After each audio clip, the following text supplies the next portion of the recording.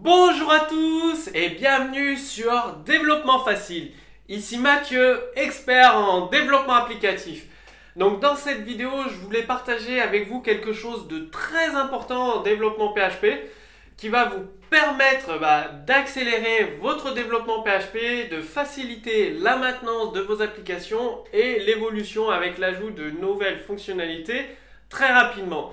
Parce qu'il arrive que souvent je rencontre des développeurs et vous êtes peut-être dans ce cas-là, c'est-à-dire ils créent tout leur code PHP dans un seul fichier ou alors ils mettent carrément leur code PHP entre les balises, là, inférieur, supérieur, point d'interrogation, directement mélangé avec du code HTML, c'est-à-dire vous avez le code HTML mélangé avec le code PHP, mélangé avec du code JavaScript, mélangé avec du code CSS, tout ça dans le même fichier. Donc je vous laisse imaginer si vous avez 200 lignes de code PHP, 100 lignes de code JavaScript, 80 lignes de code CSS, vous êtes perdu quoi. J'ai fait cette erreur aussi, du coup on se retrouve un peu perdu, on sait plus où donner de la tête. L'application elle rame, elle bug et la technique que je vais partager avec vous, ça va justement vous permettre d'éviter de vous retrouver dans ce cas-là et de passer des nuits et des nuits blanches à trouver d'où pour provenir ce code.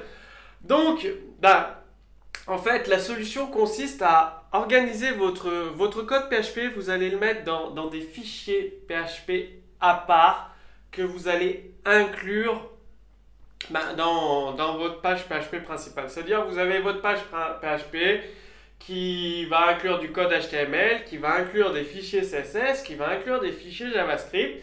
Et cette page va également inclure des fichiers PHP. Donc par exemple, vous avez un fichier PHP par classe. Enfin, moi, c'est comme ça que je préfère faire. Donc bien séparer le code. Donc un fichier PHP par classe.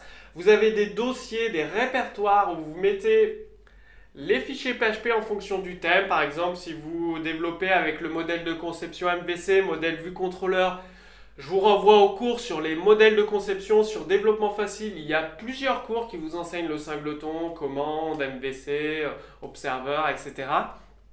Factory également.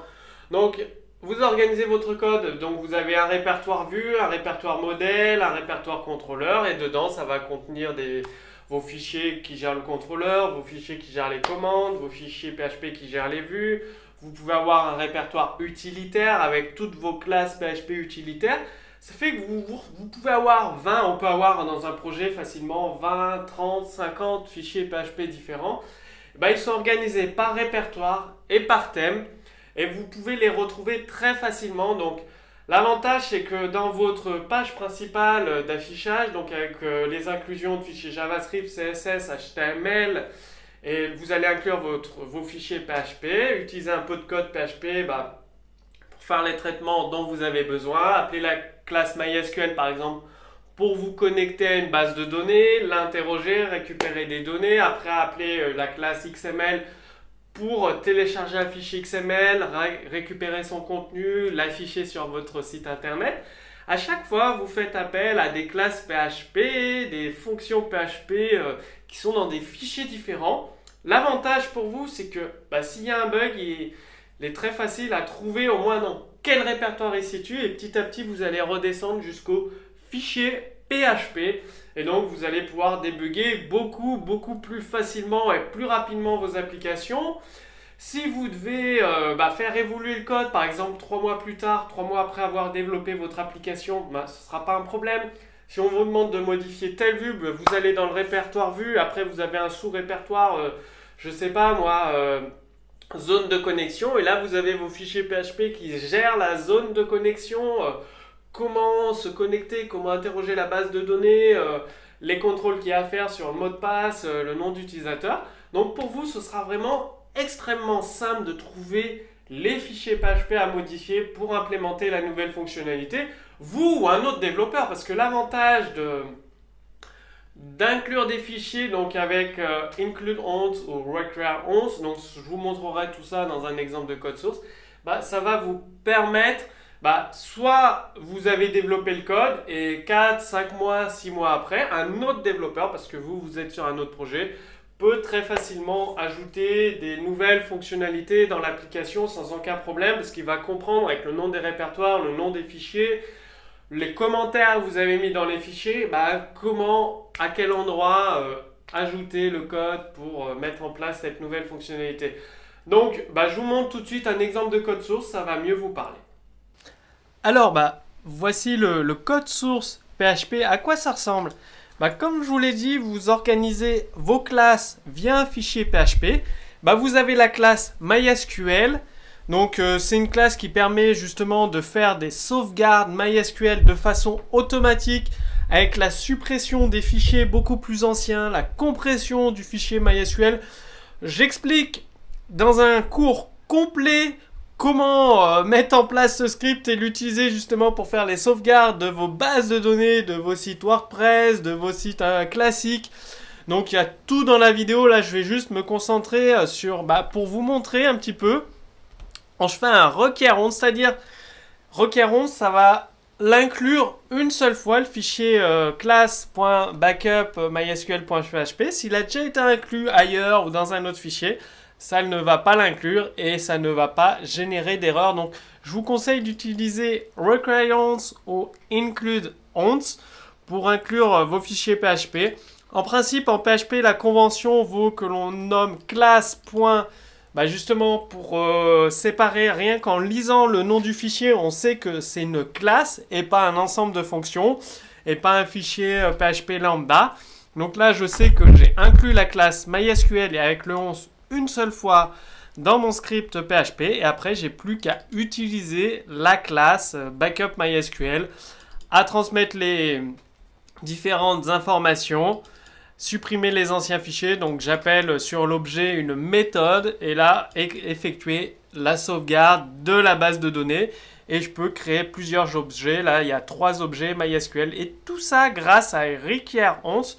Donc ça a l'avantage que ça évite ça va vous éviter justement d'inclure des tonnes et des tonnes de lignes PHP dans un seul fichier. Donc séparez bien vos fichiers PHP. Ça c'est un exemple volontairement simple pour que vous compreniez le principe où une classe PHP elle est créée uniquement dans un fichier PHP et cette classe est inclue grâce à require once. Donc vous trouverez tout le détail de la sauvegarde de base de données MySQL automatiquement dans un autre cours. Et comme ça, vous verrez un petit peu ce que ça donne, à quoi ça peut servir. Là, vous avez vu l'intérêt de faire une inclusion de fichiers PHP. Bon, maintenant, c'est vraiment à vous de jouer et utiliser cette technique pour organiser votre code PHP dans des répertoires et dans des fichiers. Vous avez require once, include once qui vont vous permettre justement d'inclure ces fichiers PHP. Donc vous retrouverez sous cette vidéo le code source complet en téléchargement. Si vous avez des questions, posez-les directement sous cette vidéo. Et maintenant, je vous invite à regarder la deuxième vidéo, c'est-à-dire il y a une bannière vidéo 2 juste au-dessus de cette vidéo. Ou alors vous attendez la fin de cette vidéo, elle est presque finie, elle va se transformer en lien cliquable. Il suffira de cliquer sur la vidéo directement pour être redirigé automatiquement vers la deuxième vidéo. Et donc dans la deuxième vidéo, vous apprendrez toutes les techniques pour être un professionnel du langage PHP, pour savoir l'utiliser au mieux, pour créer très rapidement des applications web qui soient dynamiques, performantes, c'est-à-dire globalement, je ne peux pas tout vous expliquer, vous allez apprendre énormément de choses dans la deuxième vidéo. Donc, vous allez apprendre déjà le langage objet avec PHP, les événements, comment utiliser les événements avec PHP, les design patterns avec le langage PHP. Vous allez apprendre les requêtes MySQL, c'est-à-dire comment optimiser vos requêtes, faire des inserts, des requêtes imbriquées, des updates, des select, au lieu de faire un select étoile qui fait ramer votre requête, parce que votre table est immense, faire des selects avec des limites, des where, tout ça. Vous allez découvrir comment utiliser le langage, MySQL dans le détail, le langage PHP, avec les langages objets, la PO, les événements, les modèles de conception. Vous aurez accès à des applications professionnelles. Donc, Tout ça, c'est là dans la deuxième vidéo. Donc, je vous invite à cliquer sur cette vidéo. Vous serez automatiquement redirigé dans la deuxième vidéo. Et je vous dis à tout de suite dans la deuxième vidéo.